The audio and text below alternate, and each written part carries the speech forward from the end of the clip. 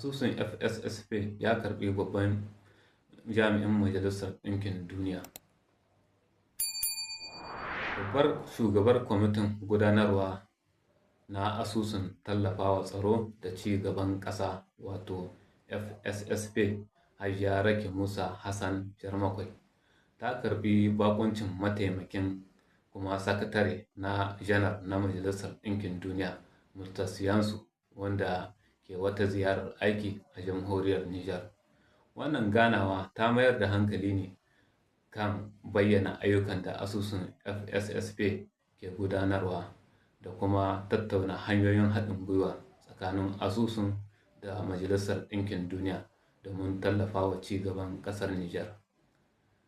A yayin ziyarar, Murtasiyansu ya samu cikakken bayani game da yadda asusun FSSP ke aiki, manufofinsa da kuma nasarorin da ya samu ta hanyar gudunmuwar da al'ummar Nijar ke bayarwa. Bayan kammala tattaunawar, jami'in na Majalisar Ɗinkin Duniya ya bayyana gamsuwarsa da irin ayyukan da FSSP ke gudanarwa. Ya ce kuma mun yi tattaunawa mai amfani tare da shugabar kwamiti da kuma ayyukan da take jagoranta a wannan asusu. Mun ga abubuwa masu kyau kuma muna sha'awar yin aiki tare da FSSP a nan gaba.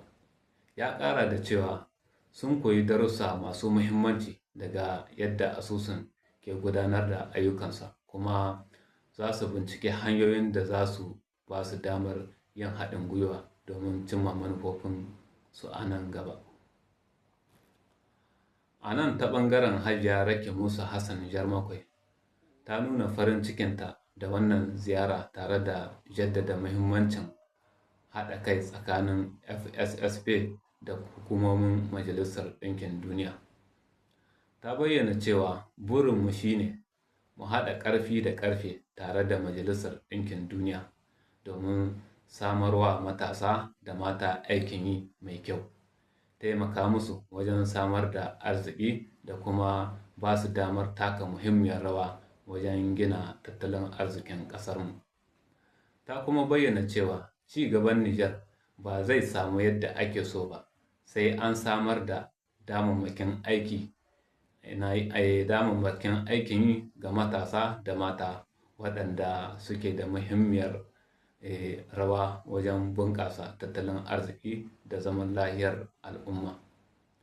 Wannan ganawa kuma ta zama wata dama ta musayar ra'ayoyi da ƙwarewa kan ƙalubalen ci gaban tattalin arziki da zamantakewa da Nijar ke fuskanta. Masu lura da al'amura na ganin cewa wannan tattaunawa za ta iya zama mataki na farko wajen ƙarfafa haɗin gwiwa tsakanin FSSP da Majalisar Ɗinkin Duniya, musamman a fannoni kamar samar da ayyukan yi, ƙarfafa matasa da mata, da kuma tallafawa ayyukan raya ƙasa. Idan wannan haɗin gwiwa ya tabbata, zai iya taimakawa wajen samar da sabbin damammaki ga dubban matasa da mata a Nijar, tare da ƙara hanzarta tafiyar ci gaban ƙasar. To a nan muke kawo muku ƙarshen labaran. Me za ku iya cewa dangane da wannan labaran, ko wani irin ci gaba kuke gani a haɗin gwiwar wannan ta FSSP da kuma Majalisar Ɗinkin Duniya? Da ku dai sa mana ra'ayinku a comment. Kar ku manta da like da share. Haza wassalam.